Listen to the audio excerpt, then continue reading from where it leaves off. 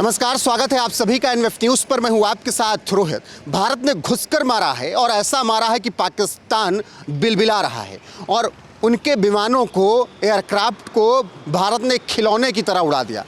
बिल्कुल अनुपम प्रसून जी। देखिए, अभी जो खबर आ रही है खिलौने, जो आपने खिलौना कहा ना, मतलब हमारे राफेल गया और उनको पता भी नहीं चला कि भाई साहब घुस गया है।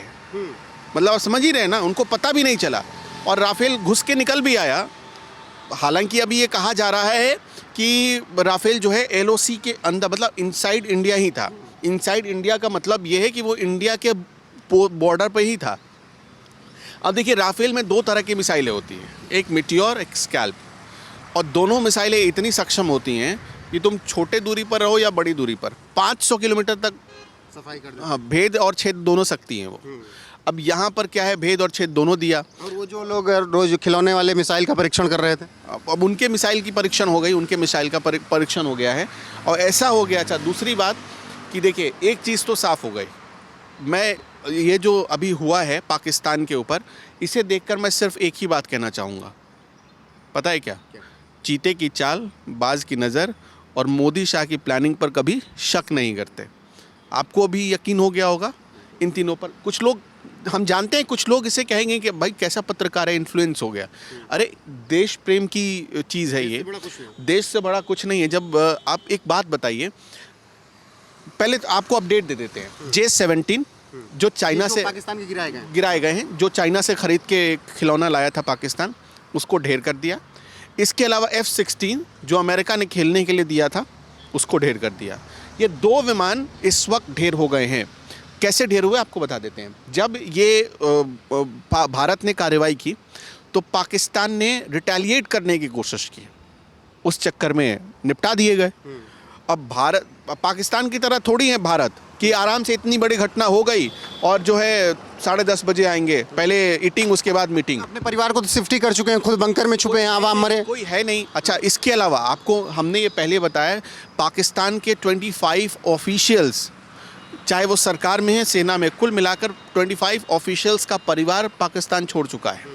शहबाज शरीफ के लिए नवाज शरीफ ने अलग अपने, जहाँ पर वो रह रहे हैं लंदन में, वहाँ पर एक ठिकाना बना दिया। आप देखिए, ऐसे भी अब शहबाज शरीफ को भागना पड़ेगा, तख्ता पलट होने वाला है। इमरान के साथ क्या हुआ पूरी दुनिया जान ही गई है। अब ये अद्भुत देश है। अब तो ये जिन दो विमानों पर सबसे ज़्यादा उछल कूद रहा था, देखिए इस वक्त 4 विमान हैं जो पाकिस्तान एयरफोर्स के, आप रीढ़ की हड्डी कहिए, ठीक है, जिसमें F-16 नंबर 1 पर है। J-10C जो चीन से आया है, जिसको लेकर ये दावा करता है पाकिस्तान की ये 5th जनरेशन फाइटर प्लेन है। दूसरे नंबर पर है अमेरिका से आया हुआ F-16, जिसे आपने देखा होगा कि पिछली बार भी, मतलब इसे बनाया था, पिछली बार भी भारत ने मारा था, MiG-21 बाइसन से मारा था। हाँ, जब पाकिस्तान आया था, अभिनंदन ने ठोक डाला था उसको, तो MiG-21 बाइसन से इसको किया था। अब देखिए, तीसरा जो उसका प्लेन है, जो मिराज 5 है, वो है। और चौथा है चीन से आया हुआ J-17। अब J-17 मारा गया, F-16 मारा गया, अब बच गए 2। अच्छा, F-16 पहले भी मारा गया था। और ऐसी वैसी नहीं, जब अमेरिका की तो सबसे ज़्यादा नाक जो इसमें हथियारों के मामले में, वो पाकिस्तान ने कटवाई है। 1971 में जब पैटर्न टैंक भारत ने वो दिया था, अमेरिका ने 1998 में 9 में, हाँ, करगिल वॉर में, जब अमेरिका ने पाकिस्तान को दिया पैटर्न टैंक, भाई एडवांस टैंक है, अच्छे से चलाना, अच्छे से तबाही मचाएगा। मतलब ये सोचिए कि पाकिस्तान की सेना के पास वो टैंक धरा का धरा रह गया और ऐसी तैसी कर दी भारत। हाल तो ये भी है ना कि उनके पहले तो ये खिलौने, ऊपर से सैनिकों का मनोबल इतना डाउन कि वो पहले इस्तीफा दे के भाग रहे थे, भैया हमको भारत सेना के सामने मत खड़ा करना, मार डालेंगे। अब पहला तो ये हो गया। दूसरी चीज़ सुनिए, जो चाइना में बना हुआ J-17 मारा गया है। इस J-17 की हालत ऐसी थी कि म्यांमार युद्ध में ये फेल रहा। म्यांमार में अभी संघर्ष चल रहा है, आपको पता है। वहाँ 2 तरीके के संघर्ष है। एक वो जो इस वक्त सरकार चला रही है, यानी सेना, जिसे हुंता या जुंता कहते हैं, ठीक है, वो। और दूसरे वो जो बागी हैं, मतलब जो पहले सरकार में थे, आंग सांग सू की, जो पहले वहाँ की प्राइम मिनिस्टर होती थी, उनको वहाँ से निर्वासित किया गया और अपदस्थ करके वहाँ पर किया गया। सेना ने अपना शासन स्थापित किया। म्यांमार में ये फेल हो गया। आप देखिए यमन में फेल हो गया J-16। इसीलिए J-16 को कोई F-16 को कोई ख़रीदार नहीं मिल रहा था, और अब रही सही कसर फिर से अमेरिका की ले ली भारत के इस स्ट्राइक ने। 2000 MiG-21 बाइसन 1960 में बना हुआ फाइटर प्लेन था, उसने मार दिया था जब 2019 में इसको F-16 को। इस बार तो और बुरा मारा है, इस बार तो पूरा तबाही मचा दी। पिछली बार क्या होता कि एक विंग्स गिर गया था, इस बार तो पूरा प्लेन ही स्वाहा हो गया।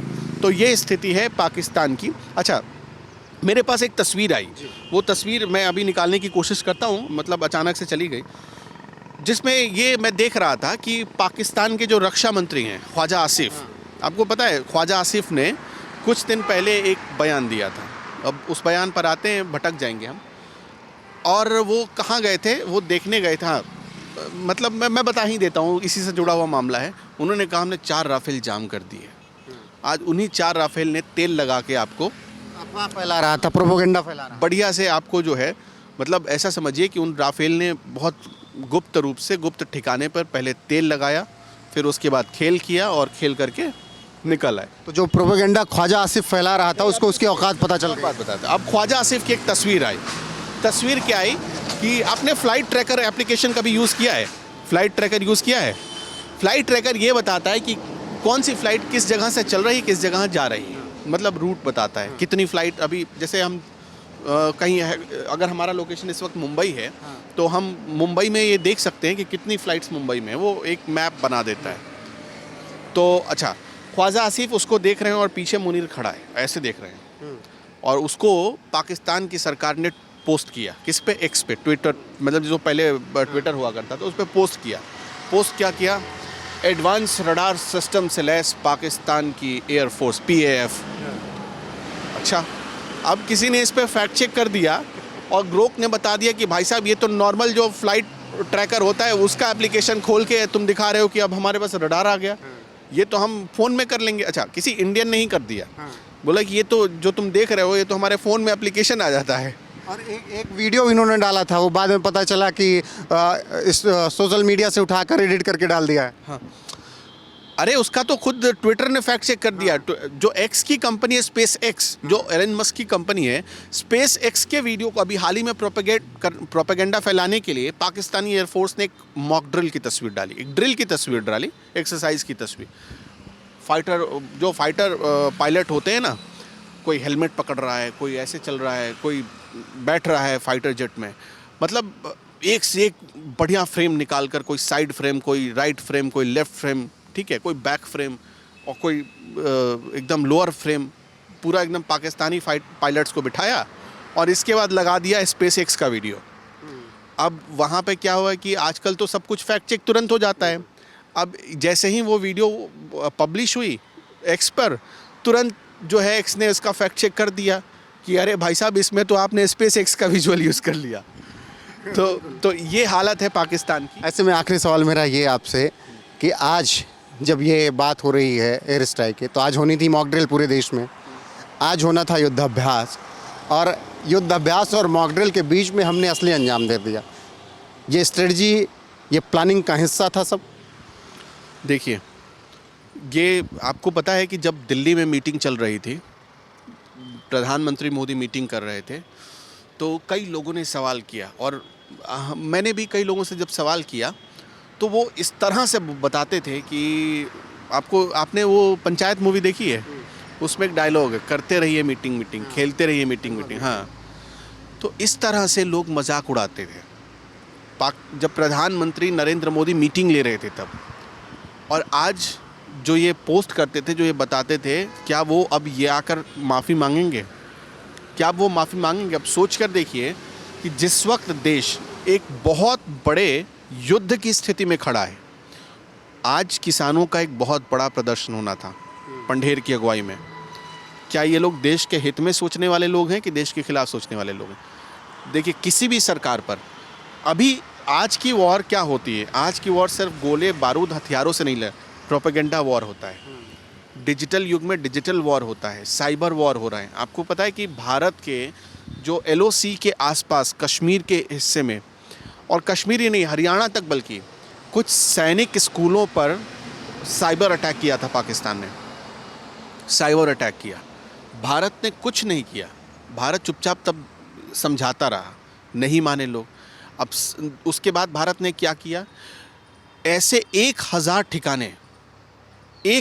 ठिकाने जहाँ पर मतलब स्ट्रैटेजी है बनती है पाकिस्तान की, वहाँ के CCTV को हैक कर लिया।